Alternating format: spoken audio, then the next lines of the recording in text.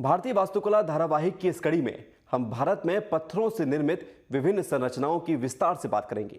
नमस्कार, मैं हूं विवेक शुक्ला और आप सभी का स्वागत है हमारे इस खास कार्यक्रम में। हम शुरुआत करेंगे एलोरा की अनोखी गुफाओं से, फिर कोणार्क के सूर्य मंदिर भी जाएंगे और उसके बाद संगमरमर से बने ताजमहल के वास्तुशिल्प कलाओं को समझेंगे। तो चलिए हमारे साथ भारत की यात्रा पर, जहां हम समझेंगे पत्थरों की अनोखी शिल्पकला। भारत में इंसान के कहीं पर भी बसने के शुरुआती सबूत मेसोलिथिक युग के हैं। इन्हें हम प्रागैतिहासिक स्थल भीमबेटका में देख सकते हैं। भीमबेटका मध्य प्रदेश में स्थित एक विश्व विरासत स्थल है। यहां विंध्य पर्वतों की बलुआ पहाड़ियों में 700 से भी अधिक गुफाएं और शैलाश्रय मिले हैं। ये सभी भारत में इंसान के बसने के आरंभिक साक्ष्य हैं।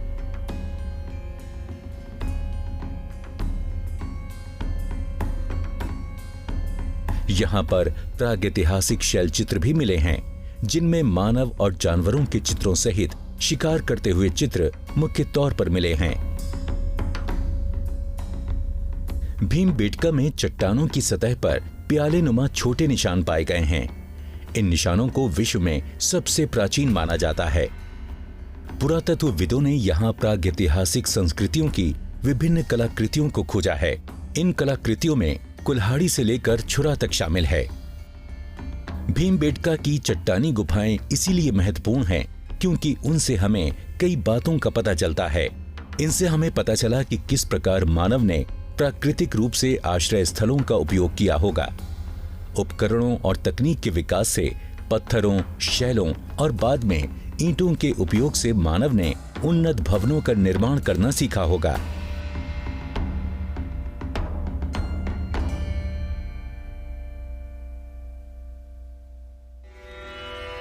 हालांकि भारत में हड़प्पा सभ्यता के बाद किलों के निर्माण में पत्थरों का उपयोग बड़े पैमाने पर किया गया, लेकिन लगभग 2000 साल तक विशाल इमारतों के निर्माण में इनका उपयोग नहीं किया गया।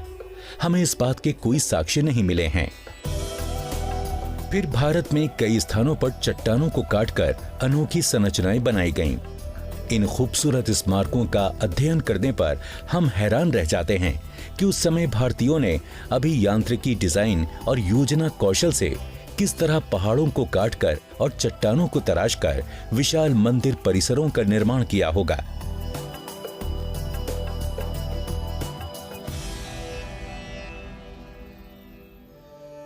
प्राचीन निर्माणकर्ताओं की कलात्मक और तकनीकी प्रतिभा को समझने के लिए अब हम चलते हैं विश्व विरासत स्थल एलोरा की ओर, जो डेक्कन ट्रैप पर है।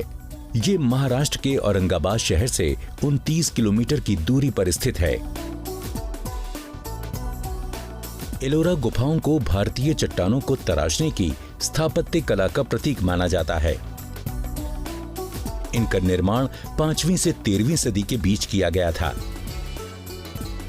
जब हम एलोरा गुफाओं में घूमते हैं तो हम इन गुफाओं के संसाधनों, वास्तुकला तकनीक, कलात्मक कौशल देखकर हैरान रह जाते हैं। उस समय की अनोखी तकनीकों की मदद से बेसाल्टिक चरणोत्तरी पहाड़ी की चट्टानों को काटकर 34 मंदिरों को बनाया गया होगा। इन गुफाओं में विभिन्न धर्मों के पवित्र मंदिर हैं। यहाँ ब्राह्मणवादी, बौद्ध और जैन धर्म की गुफाएं हैं। हालांकि ये स्पष्ट नहीं है कि इन मंदिरों के संरक्षक कौन थे, लेकिन इन गुफाओं के अभिलेखों से पता चलता है कि राष्ट्रकूट, दंती दुर्ग राजाओं और कुछ अन्य दानी व्यक्तियों ने इन्हें बनवाया होगा। ऐतिहासिक रूप से इनमें से अनेक स्मारकों का निर्माण एक अन्य राष्ट्रकूट राजा कृष्ण प्रथम द्वारा करवाया गया था। अगर हम दक्षिणी छोर से शुरू करें तो कालक्रम के अनुसार बौद्ध गुफाओं की संख्या 1 से 12 तक है। अधिक जटिल नक्काशीदार ब्राह्मणवादी गुफाएं 13 से लेकर 29 नंबर की हैं। इसके बाद आने वाली जैन गुफाओं की संख्या 30 से 34 तक है। उत्तर की ओर जाने पर गुफाएं अधिक सुस्पष्ट और विशाल होती जाती हैं। एलोरा की सबसे प्राचीन ब्राह्मणवादी गुफा 600 ईस्वी की है। यह समय बौद्ध काल का मध्य युग था। इन बौद्ध गुफाओं को सबसे प्राचीन माना जाता है। साक्ष्य इस ओर इशारा करते हैं कि ये क्षेत्र व्यस्त व्यावसायिक मार्ग दक्षिण पथ पर स्थित था, जो पाटलिपुत्र से प्रतिष्ठान तक उत्तर दक्षिण को जोड़ने वाला एक प्राचीन रास्ता था। इन सभी कारणों को देखते हुए कहा जा सकता है कि एलोरा कलात्मक, धार्मिक और आर्थिक जीवन का एक संपन्न केंद्र था। अब हम जानेंगे कि ये गुफाएं कैसे बनाई गई होंगी। हैरान कर देने वाला तथ्य ये है कि गुफाओं का उत्खनन शीर्ष से आधार की ओर किया गया है। निर्माणकर्ताओं ने पहले छतें बनाई और फिर नीचे के हिस्सों को। यहाँ चट्टानों को बेहद सावधानी से तराशा गया था। इन पहाड़ियों पर ज्वालामुखीय बेसाल्टिक संरचना को डेक्कन ट्रैप नाम से जाना जाता है। आप यहाँ कुछ स्थानों पर लावे के बहाव से बनी नालियों को देख सकते हैं, विशेषकर गुफा नंबर 32 में। बहुत अधिक गर्म होने के कारण इन नालियों का रंग भूरा लाल हो गया है। लावा प्रवाह की प्रकृति और खनिजीय अवयवों की मात्रा के अनुसार चट्टानों के निर्माण और गुणों में अंतर देखा जा सकता है। इसीलिए बारीक कामों की सुंदरता को यहां साफ तौर पर देखा जा सकता है। निर्माणकर्ताओं ने उन स्थानों को चुना जो मूर्तियों को तराशने और चट्टानों की कटाई के लिए आदर्श थे। साथ ही प्राचीन निर्माणकर्ताओं ने उत्खनन और चट्टानों को तराशने के दौरान चट्टानों में बने क्षैतिज और ऊर्ध्वाधर जोड़ों का भी पता लगाया। इस काम के लिए बेसाल्टिक चट्टान उपयुक्त थी।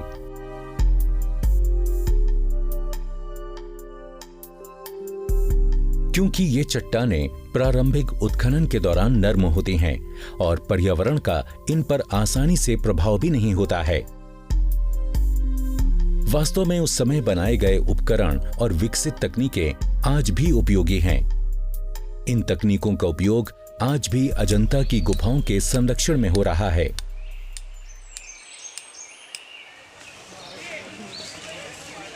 इन छेनियों का आकार अलग अलग है। बड़ी छेनियों का उपयोग पत्थरों के ब्लॉक के लिए किया जाता है, जबकि छोटी और पतली छेनियों का उपयोग मूर्ति तराशने और बारीक काम करने के लिए किया जाता है।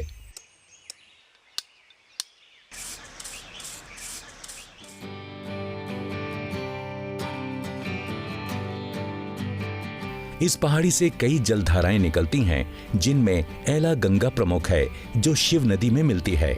शिव गोदावरी की मुख्य सहायक नदी है। एला गंगा मानसून के दौरान अपने चरम पर होती है। बैराज के ऊपर से बहने वाला पानी गुफा संख्या 29 के पास सीता की नहानी पर एक झरने के रूप में गिरता है। लेकिन जिस समय हम यहाँ आए तो यह स्थान सूखा था। इस इलाके में पानी की उपलब्धता एलोरा के विकास में महत्वपूर्ण साबित होती है। असल में पानी के कारण ही ये क्षेत्र व्यावसायिक मार्ग के महत्वपूर्ण पड़ाव का बिंदु था। प्राचीन निर्माणकर्ताओं ने गुफाओं के दोनों ओर पानी जमा करने के प्रबंध किए थे। इन बड़े टैंकों को बनाने के लिए पत्थरों को खोद कर निकाल दिया गया। यहाँ पर इन्हीं ठोस पत्थरों से नालियों का जाल बनाया गया, ताकि बारिश का पानी इनमें से बहकर टैंक में पहुंच जाए।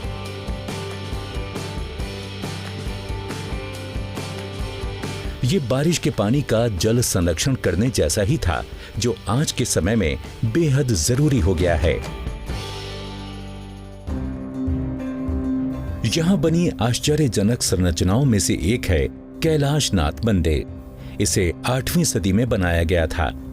इसे बनने में 100 साल लगे। इसे एक ही चट्टान को काटकर बनाया गया था। पूरे एलोरा में पत्थरों पर लोहे की छेनियों के निशान देखे जा सकते हैं। ये 30 मीटर ऊंचा, 45 मीटर चौड़ा और 85 मीटर गहरा है, जो एथेन के पार्थेनॉन से लगभग दुगनी जगह में बना है। इस मंदिर को तीनों तरफ से पहाड़ियों से घिरी एक विशाल चट्टान को 3 विशाल खाइयों को तराश कर बनाया गया।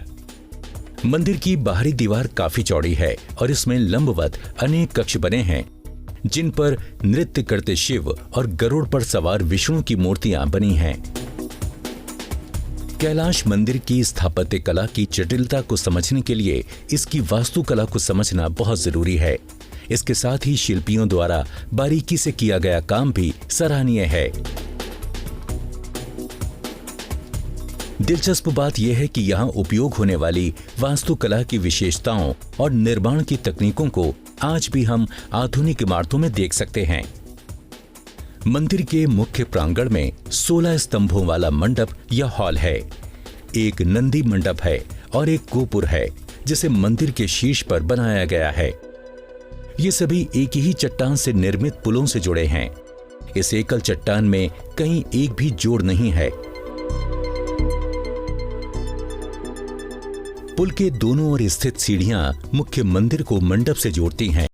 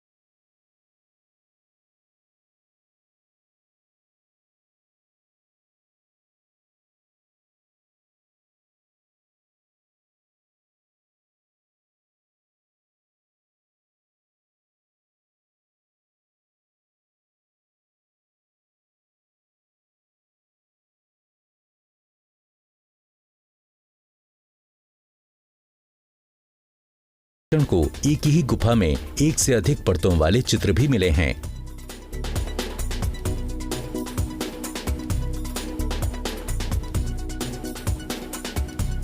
कैलाश मंदिर की योजना, वास्तुकला और निर्माण वास्तव में मानवीय प्रतिभा की महत्वपूर्ण उपलब्धि है।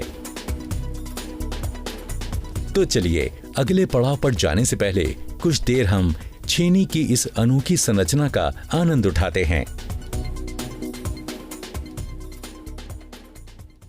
फिलहाल यहां रुक रहे हैं एक छोटे से ब्रेक के लिए। जल्द हाजिर होंगे और समझेंगे वास्तु शिल्पकलाओं की रोचक जानकारियों के साथ।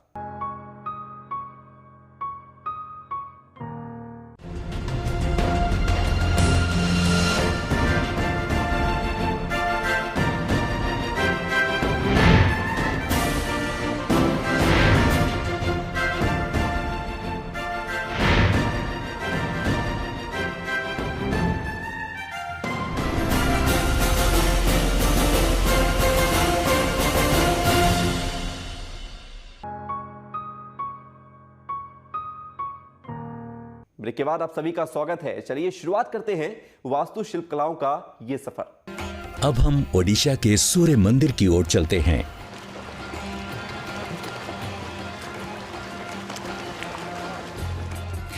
इस मंदिर का निर्माण 1250 ईस्वी में राजा नरसिंह देव ने करवाया था। मंदिर की बनावट बहुत ही विशेष है।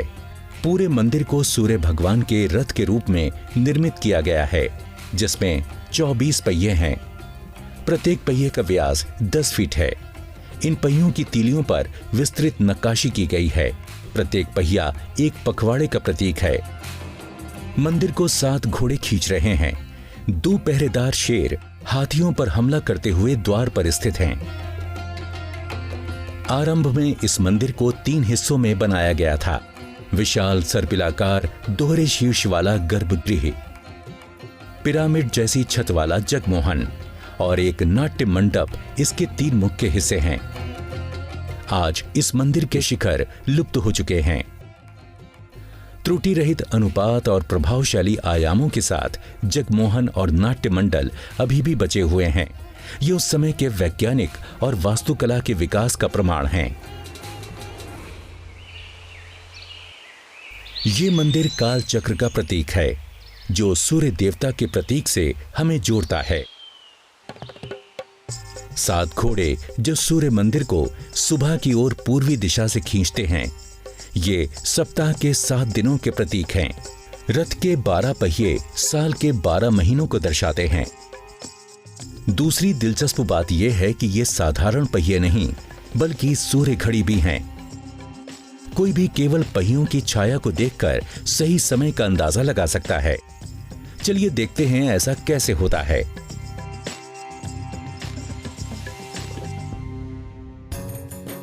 प्रत्येक पहिए में 8 तीलियां हैं, जिनमें 24 घंटों को 8 बराबर भागों में बांटा गया है, जिसके अनुसार 2 तीलियों के बीच का अंतराल 3 घंटे का है। इस प्रकार कुल 8 लघु तीलियां हैं। प्रत्येक तीली 90 मिनट को दर्शाती है। पहियों के किनारों को छोटे मनकों से चिन्हित किया गया है। बड़ी और छोटी तीलियों के बीच 30 मनके हैं। अगर 90 मिनट को 30 से विभाजित करते हैं तो हमें प्रत्येक मनके का मान मिलता है 3 मिनट।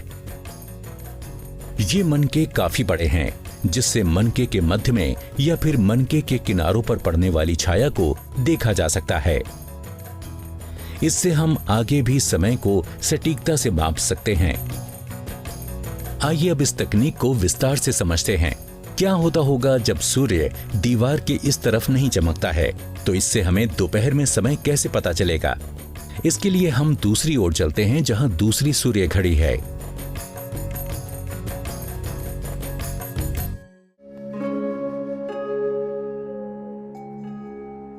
इस मंदिर को 1200 कारीगरों ने 12 सालों में बनाया।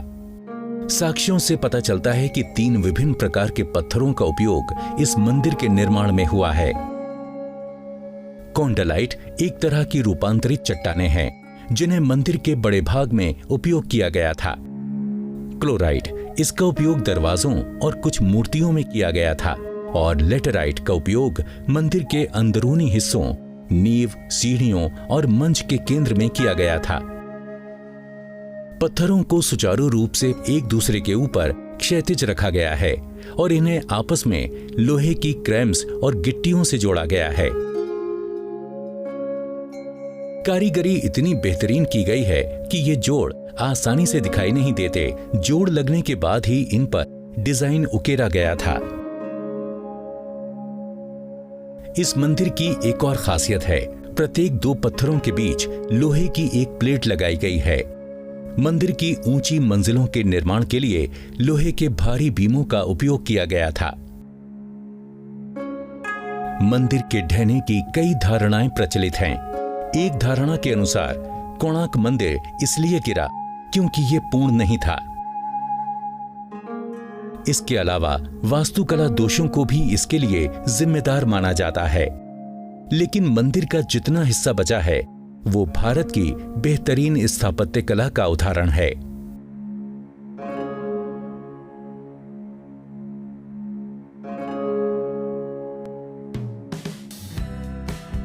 हमारे अगले पड़ाव की ओर जाने से पहले हम जल्दी से भारत में पत्थरों की संरचनाओं पर एक नजर डालते हैं। गोवा के कई प्रतिष्ठित चर्चों को लेटराइट पत्थर से बनाया गया है। कोलकाता का विक्टोरियल मेमोरियल मार्बल से बना है। कुतुब परिसर की कुव्वतुल इस्लाम मस्जिद बलुआ पत्थरों से बनी है। मुगल स्मारकों में शामिल लाल किला और फतेहपुर सीकरी को गुलाबी बलुआ पत्थरों से बनाया गया था। जयपुर का हवा महल भी बलुआ पत्थर से बनाया गया था, लेकिन इन सभी के निर्माण की तकनीकें अलग अलग थीं। अनेक इमारतों को दूसरी अन्य सामग्रियों जैसे ईंटों और पत्थरों से बनाया गया था, जैसे कि सांची का महान स्तूप। ये अर्धगोलीय केंद्रीय संरचना ईंटों से निर्मित थी। यहाँ बुद्ध की निशानियों को रखा गया था। उसके बाद इस संरचना पर पत्थर लगाए गए। इसे पहली एवं दूसरी सदी में विस्तारित किया गया। ब्रिटिश औपनिवेशिक काल के दौरान भारत में बनी अनेक इमारतों को इसी प्रकार पत्थरों से मढ़कर बनाया गया है।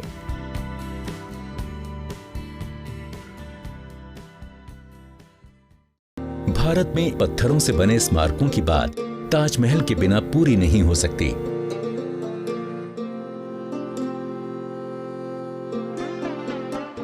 चलिए हम देश या शायद विश्व के इस सबसे प्रसिद्ध स्मारक को समझते हैं। हम इसके कुछ विशेष पहलुओं को समझेंगे। इस मकबरे को तकरीबन 22,000 श्रमिकों की मेहनत से बनाया गया था। इसे पूरा बनने में 17 साल लगे। यह स्मारक सन 1648 में बनकर तैयार हुआ।